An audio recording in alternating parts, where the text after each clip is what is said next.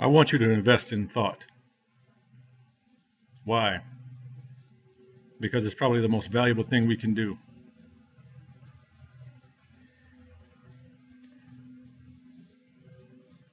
During the so-called civil rights movement, we were blinded by what was really happening.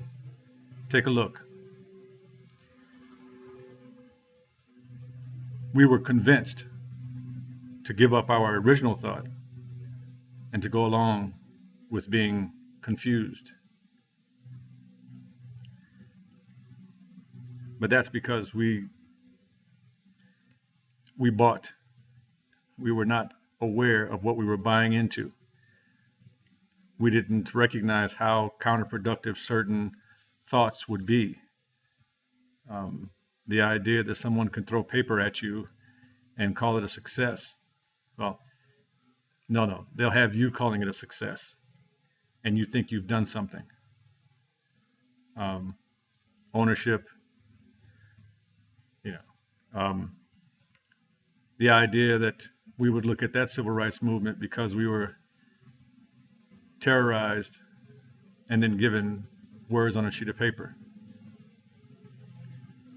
only not to look back. The civil rights movement was designed to be a force field, a shield, a wall that would prevent you from looking back at the original civil rights movement, the one that happened in the 1860s.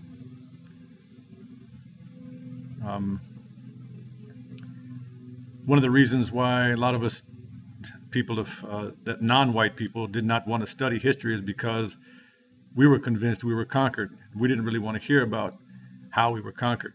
We didn't like the idea. It doesn't settle well with our stomach.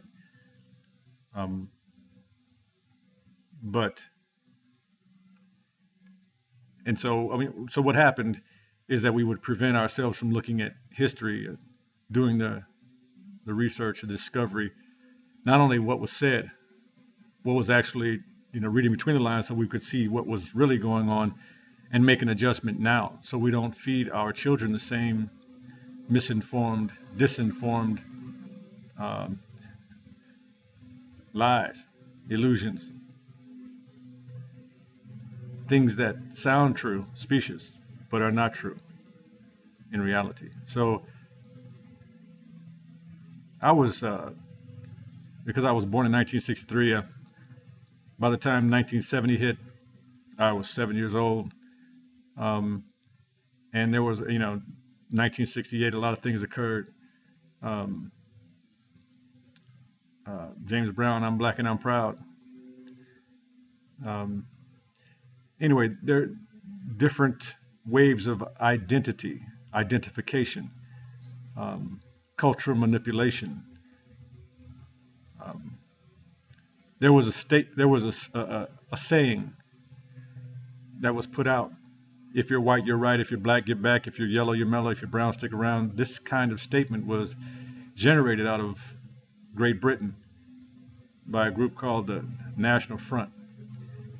Of course, at that point, I didn't know. I didn't study to find out what the origin of a particular statement was, because people around me were saying it. And not that they believed it or whatever, but it was repeated. And we heard it and we knew it. And it was not only in the United States, but it was in a lot of captured, colonialized colonies, even in Australia. It's important that we take a look. See, a lot of these seeds got planted in us, and we didn't know how deep they would take root. And even though we didn't necessarily buy into them, we didn't know how to counteract them. So when someone says, this person doesn't have a job or they don't have any money, they're broke, that kind of a statement is psychological warfare. And we didn't realize how to not do and not pile on certain illusions and lies within our own lives. Now, I know a lot of it sounds abstract, and for the most case, we've been told things like we are,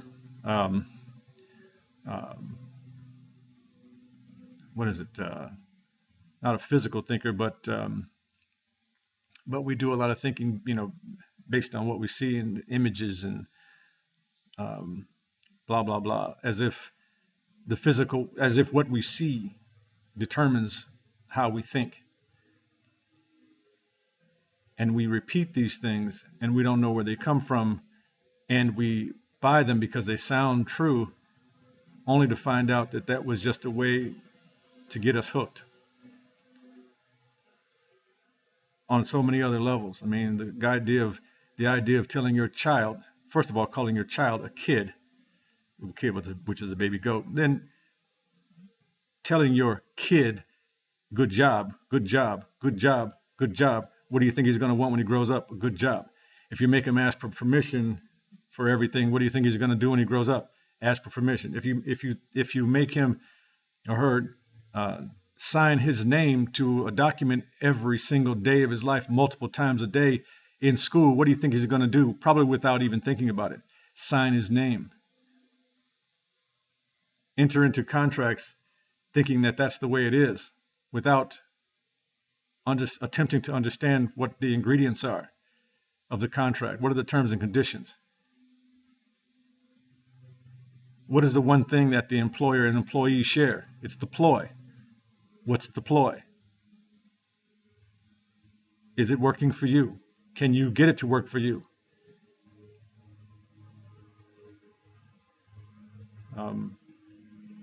We need to stop lying to ourselves and stop accepting consolation prizes when what we really want, we do not even take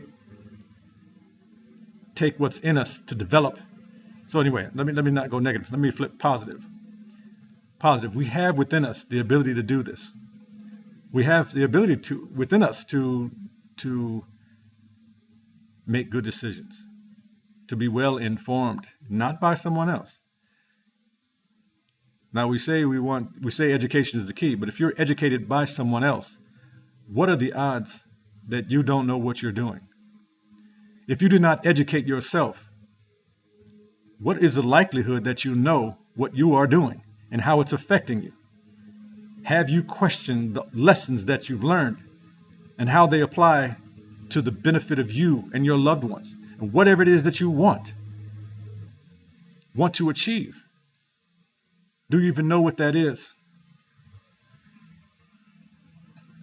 Yes, I want us to invest in thought. If you want to have faith in anything, start having faith in yourself. Start learning how to question your world and your surroundings and your involvement and how you can make it work for you. How you can make these thoughts work for you. How you can make these words work for you. If this language did not come from within you, how can you get this language to point to something within you that matters to you most so that it can bring out the best in you? So that you can share the best in you with the best in someone else. And you know that it is of constructive value, not destructive value. Sounds like a lot of play on words, but the majority of the symbols in your life are words. It appears to be. Now, that is not a true statement. The majority of the symbols in our lives are not words, but the majority of the symbols that we pay attention to in our lives are words. And that was not done by accident. It was done for a purpose. The same reason the creation of money was done, and the printing press and its purpose and use. Propaganda, repetition, models, copies, plagiarism, history, the idea of history, the subject of history. So I want you to take your time and invest in the most important thing you can do, and that is everything that's going on within you. Invest in thought and invest in the substance that comes before thought. Your creativity, your willingness, your desire. Do not let anyone have that. That belongs to you. You develop it. You make it do what you want it to do. you make sure that everything that you desire, you achieve.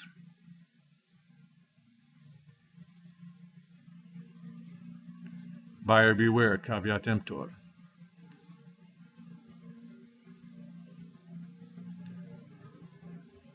Every agreement you make, every word you accept, every definition and meaning you accept,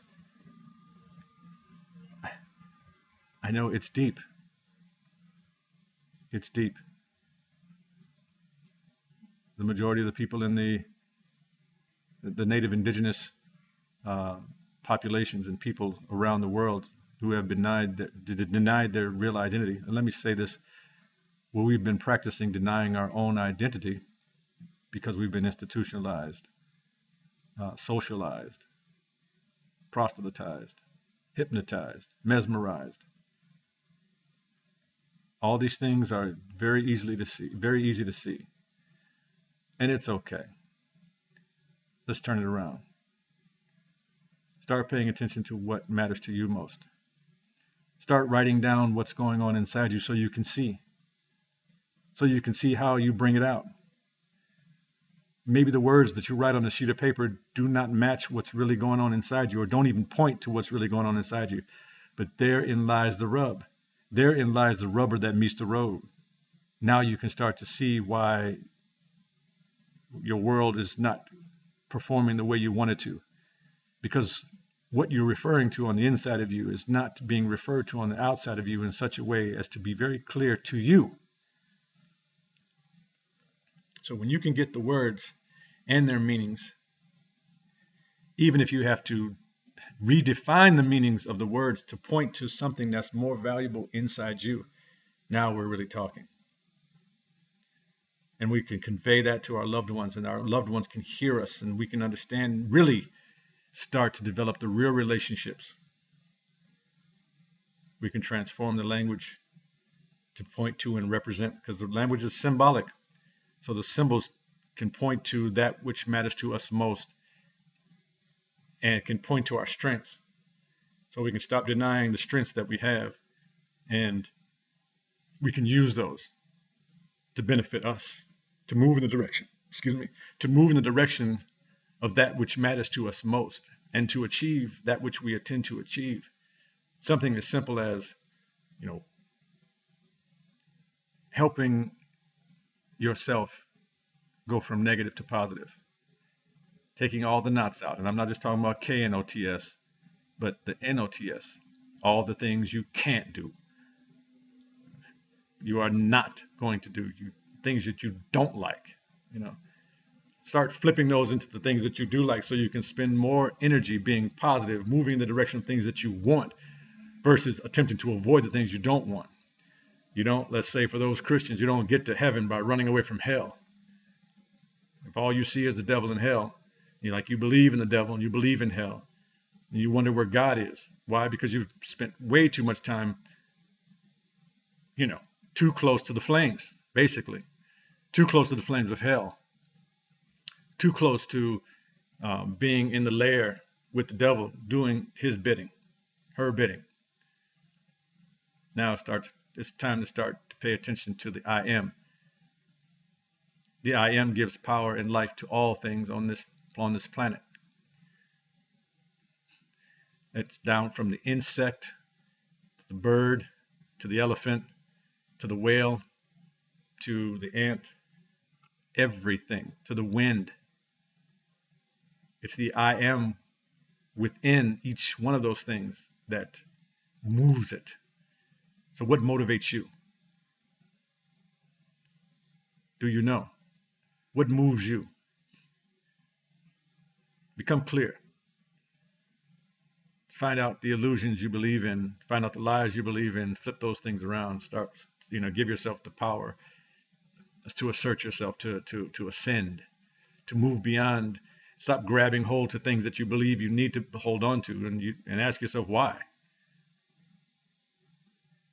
Maybe that's enough strength, enough power for you to start to practice the change, the transformation, the things you will no longer do and the things you will do. Make that change. Make that change. That's the change. Start to practice right now.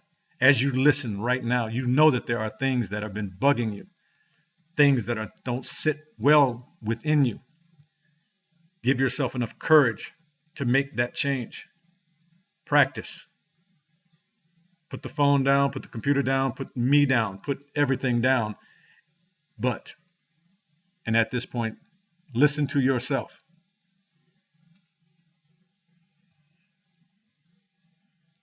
Will it feel better if I do what I want to do? Will you feel better about your own life if you do what you know you want to do?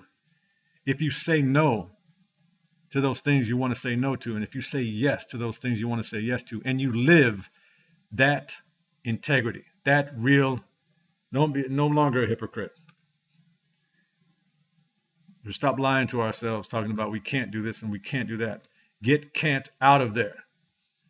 Breathing way too much life into can't.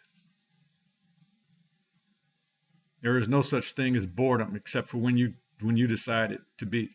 You bring it into existence. You give can't power. Blah blah blah blah blah. The list is long.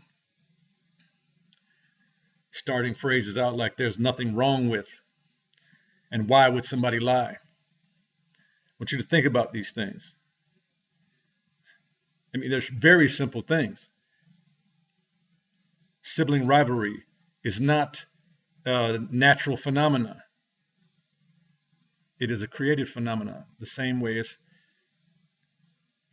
prejudging people particular ways, in stereotypical ways.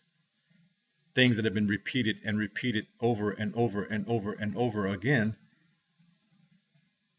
and the cycle continues. The habits. You believe there's a such thing as a good habit, the same way you believe that there is such thing as good money. And as long as you monetize your entire life, since you don't create money, you don't control the value of money, what's the likelihood you're going to control your own life, your own existence?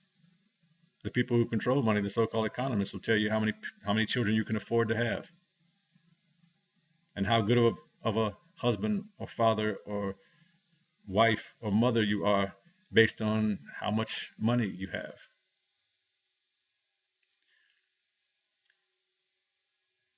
And you know what's funny is that this does make sense.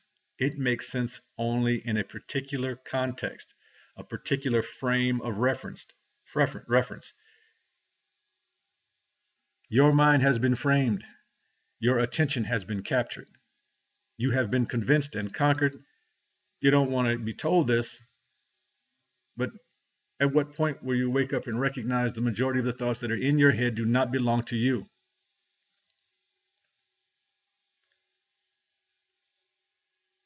So now what? Now what do we do? Well, when you wake up and discover, there are people around you all throughout this world who are looking to help those who are looking to be helped. They are making an offer of justice to you. There are people all over. There have been books written. There are people out there giving lectures and symposiums and all types of other labeled events to help people know what's going on. There are indigenous people that are giving a very clear perspective on a real human perspective on the difference between what's going on Earth and what's going on in the world, and where you understand and discern the difference. Are you willing to hear? Put it like this: are you willing to wake up? Once you wake up, what are you going to search for? Well, wherever your heart is pointed, I encourage you to move in that direction until you realize whether it's working out good for you or not. Perhaps the way that you're going about it, perhaps the way that it has been defined for you, perhaps you have not defined what you want for yourself. Perhaps you have never learned to feel good about yourself without putting it into a narrative that you didn't write. Like I'll only feel good about myself until when I get a job, or when I get a job making X amount of dollars, or when I'm able to pay these bills and pay this and pay that. Then I'll feel good about myself. I'll feel that I am worthy, but not until then. It is these kinds of thoughts in the equation of your life where you place money and you place anything in the equation of your life that you do not control. Why would you? Why would anyone ever do that? It seems that most cases it happens because we're ignorant. We don't know that we're doing it, and it's okay. We don't we don't know what we don't know, and usually we don't beat people up for making a mistake when they're truly ignorant. They just really don't know. We really get upset though when people are acting evil when they do know that what they're doing is not in your best interest. They're working against you, and you start to recognize that they're doing it against you. Yeah, we get angry about those things because it's easy to see. But you'll determine for yourself the best course of action in that moment. What do you do? How much time do you spend gossiping? How much time do you spend talking about things and other things? Listen, you have been convinced and you have been conquered. I know it's tough to swallow. There's an identity crisis going on huge on this planet. The majority of us have been convinced to accept the way of the white supremacist, the way of the imperialist, the way of the capitalist. The ones who have what? The ones who have developed that concept, you know, wealth. That concept was defined by capitalists. And have you ever thought about what a profit is? And I'm talking about the profit profit. How does a profit even come into existence? So, um, and what lies must be bought and sold, and what ignorance must be maintained in order for profit to not only continue but to grow.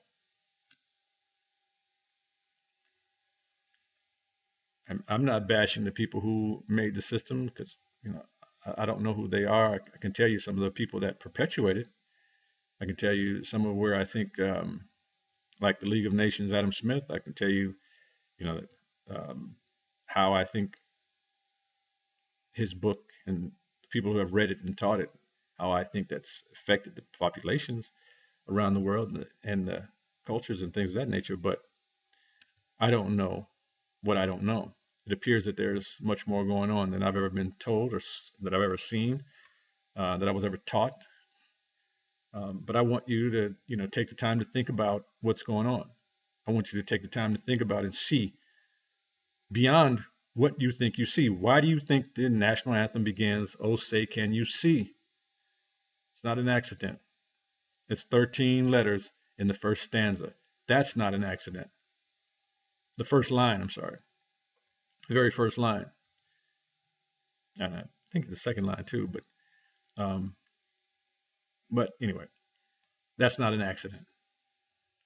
Um, 13 colonies, 13 letters, 13 times the word citizen is in uppercase prior to the 14th Amendment. Not an accident.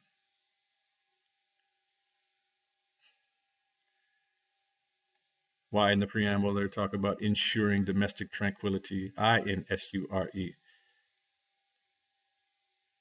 how important insurance has become and how it's been interwoven between religion and economics, and the threat that's woven from those two things into law, where politics can congress as opposed to progress. But, you know, once you recognize that you are not a piece on the chessboard, and you are not to find your square, not there, and not in that way. Um, when you recognize that you are not just a player, but even beyond all of that, pull yourself out of the proverbial matrix, the metaphorical matrix, and start to look at the meanings of these words that you use. Start to look at how they are used and what effect they're really having on you. And you will change your life. You will change your life. You will change the way you see your life. You will change the way you feel about life. You will change the way you feel about every event that occurs in life. You know you have the power. You have become the author and not just the reader.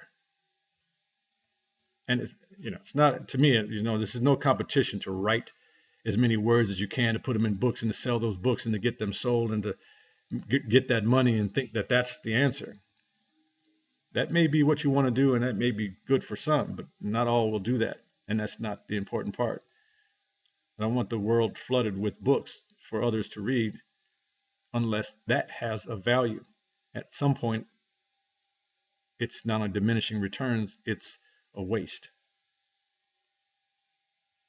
But anyway, I digress.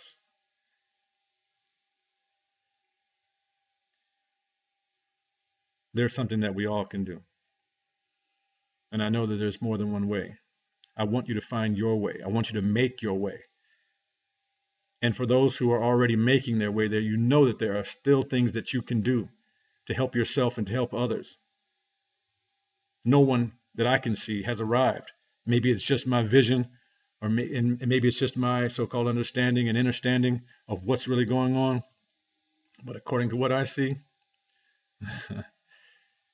arriving, there is no location on Earth. We're all floating in eternity. And the so-called physical locations are irrelevant. Geography doesn't matter as much as you think it does, and neither does time.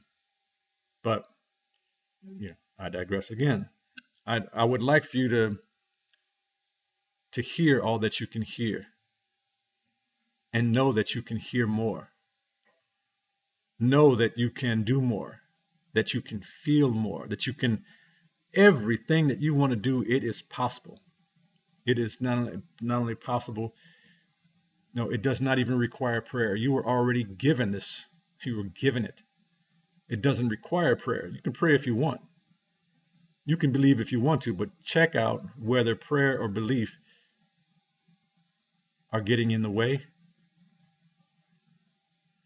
or perhaps the way that you're going about that is counterproductive.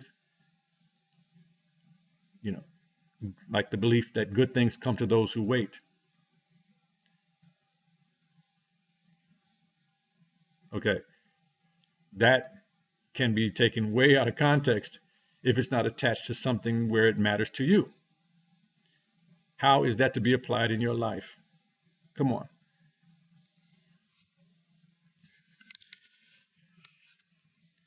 In some cases, you definitely have been a victim and you didn't know it. But once you're awake, you are no longer a victim, if you ever were. Put it like this. What matters, like people, people are now telling blacks and people that are non-white that you are acting like a victim, as if some things did not really occur, as if some of our ancestors are still, are being lynched and killed. And what is a victim?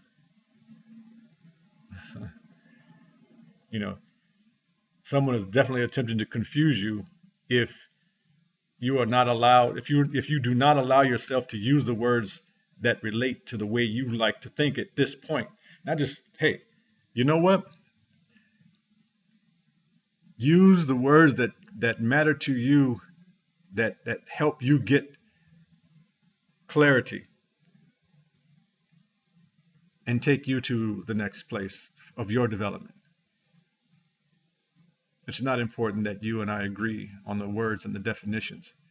It's important that the definition that you use agrees with you. The meaning that you use agrees with you so that you can use it for your benefit and the benefit of your family. Now, for the sake of justice on this planet, for the sake of clarity, for the sake of um, helping as many people in the way that they truly need help, constructive help, constructive help, helping those who truly need it in a way they truly need. Some of us, a lot of us, don't know what we need, and it's okay for now. But the moment in it, so we're attempting to gain as much clarity and clarification and um, understanding about what it is we really need. Our identity crisis has been huge. So we didn't even know who we are, let alone what we need, where we're going, and where we quote unquote should go, what we quote unquote should do. We bought into that. You know, I'm in the process of developing right now with you. Right now, if anyone hears what I'm saying, understands what I'm saying in a way that can benefit you, I am doing what I set out to do. And all I set out to do was to help you help you. Get clear, see what's going on, to have the words that you use work for you. So imagine that everything that you do, you're signing an agreement, a contract. Now, wouldn't you like to be the one that writes up the contract, the terms and conditions that work for you? Yes. So you can have everything the way you would like it, even if it means letting things be the way they are, as opposed to constantly manipulating, changing, claiming, you know, that this is better than this should be changed. And we halt food that's grown halfway across the world. You know, we're shipping food all over the place while people are starving. I don't get that part. The only way that's happening is because people that know the power that are moving this food around is making sure that certain people don't get it, if there's any truth to it at all. So, at any rate, take time, figure it out. I could talk forever about this. This is what I do. This is why I live. I'm not looking to fight with anyone, just the opposite. I'm looking to help people recognize how they want to put their energy in a way that makes it most effective and useful for them. So they're not working against themselves. So you're not working against yourself. So I'm not working against myself. So that I can find people and work with people without unnecessary strain or um, you know, resistance based on illusions and lies. You know, you don't want to hear what I say because you don't like the color of my skin, or because you falsely believe some idea somebody gave you, and now you don't want to take the time to listen, and to the message that not only am I look, don't even, it's not about me.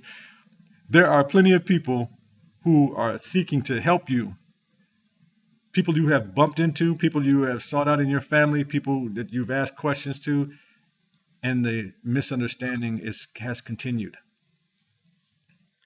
There are people who are attempting to help you clarify what's really going on with you, for you.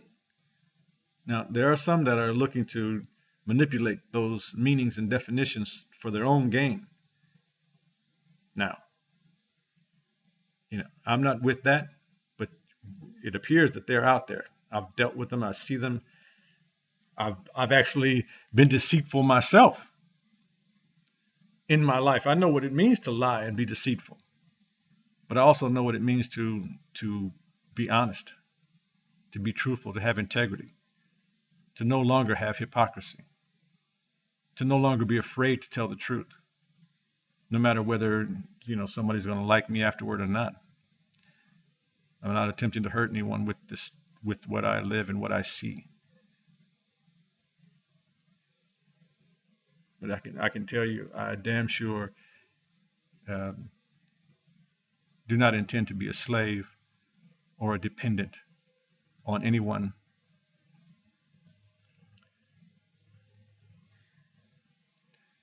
I made an agreement with this universe.